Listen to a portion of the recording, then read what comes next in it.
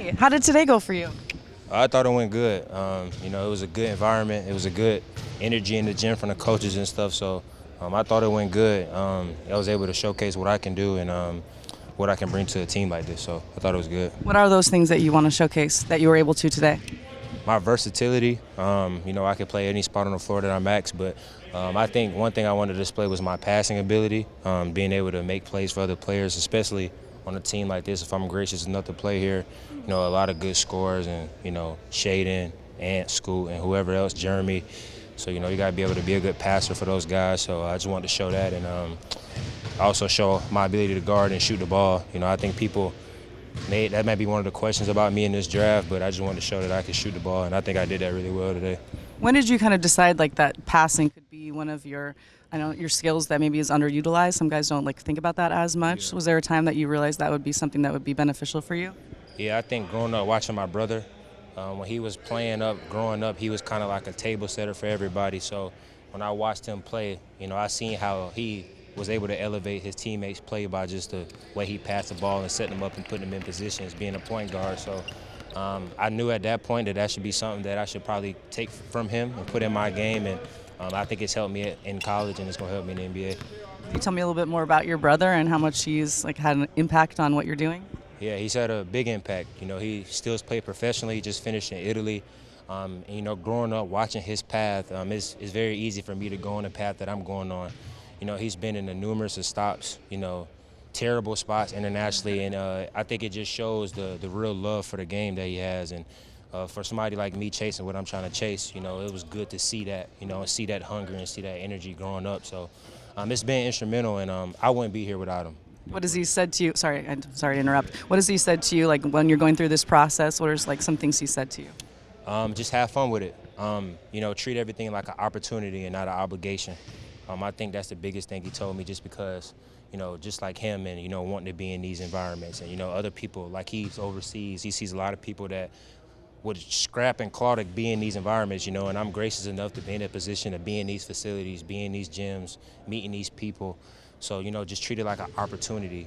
When you were younger going through this, when you was younger and you thought you would be here, you would think it was the best thing in the world, So now that it's here, don't think it's tiring because you're going from flight to flight and things like that. Just continue to have that mindset when you was a kid and just treat it like the greatest opportunity in the world. When you talk about potentially coming here and you name some of them, there are a lot of guards on this team that are going to get a lot of minutes. How would you feel about coming to a situation where there is a lot of depth at that position and there might not be an opportunity for you right away? I think you just got to be the ultimate professional. I think that's where I stand out on a team like this. You just got to be able to stay ready. I don't think you be selfish. You cheer those guys on. You be thankful for them because obviously y'all on the same team. But at the same time, you just got to be ready for opportunity whenever it comes. Just stay gracious, stay ready. I'm gonna just keep saying that. That's the main thing in it. You just got to stay ready and just be a selfless player, if I'm being honest, because it's gonna be times where you might not play for 20 games. Them are the moments that's gonna show who you really are as a player and pro.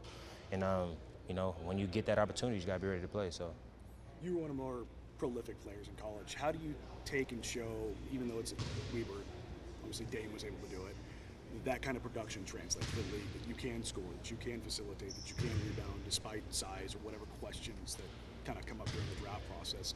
How do you kind of balance that production versus what expectations are for you? I think you just got to have real internal confidence in who you think you are. You can't have your confidence based on what other people say about you. It's got to be from within, the work you put in and things like that, because wherever school you at, if you put in the work and you think you're that good of a player, you will always be able to show it. Now, the truth is, when you get in these environments like the workouts, the combine or whatever, you just got to be able to put on display what you have already done, which I did the past 2 years in the combine. What I'm doing in all these workouts and things like that.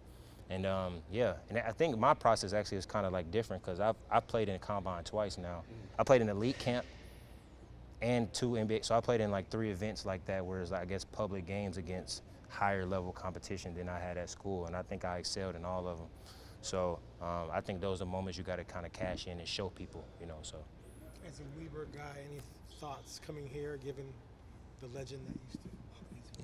Yeah, I actually was like, coming here, I thought like, it's like he allowed here, just because like he's an active player, but like he's such a legend here. So I just didn't know if he just pulled up with like people like just allow him to be in here and things like that. But it's obviously dope being here, seeing him, being a great player here that he was. As I've grown up and went to Weber and watched a bunch of those games. I've watched more Trailblazers games as of recent than probably any other NBA team, partly because of him. And I went to high school with Shaedon Sharp, so watched a lot of Trailblazers games because of that. So it's actually like kind of weird that I'm like here, but like yeah. And I played for the Portland Generals here in the Nike Hoop Summit. Another odd thing here. I don't know, I got too many connections to this gym, so it's kind of weird. Give us some intel on Shaedon because he doesn't talk much. I know he doesn't talk. Hardworking guy. Super talented, super gifted. When he was a sophomore at Sunrise Christian with me, I was a senior, he was a sophomore. No offers, no rankings, nothing. But we always knew he would be in the NBA. You could just tell when he walked in the gym, how he played. Just his, I don't know what it is, his aura. You could just tell he's an NBA player. Now, when I seen him for his pre-draft and the leap I seen him take with handling the ball, his shot curation and things like that, he's already athletic, as one of the most better athletes in the league. So when I seen him add what he had on the bounce and things like that, I think the sky's the limit for him. I think he could be one of the greats, if you ask me. I think he has that natural ability, and he works hard, and I think he'll get there. All right, thank you guys. Thanks. You're going to be just fine. I got you. Appreciate y'all.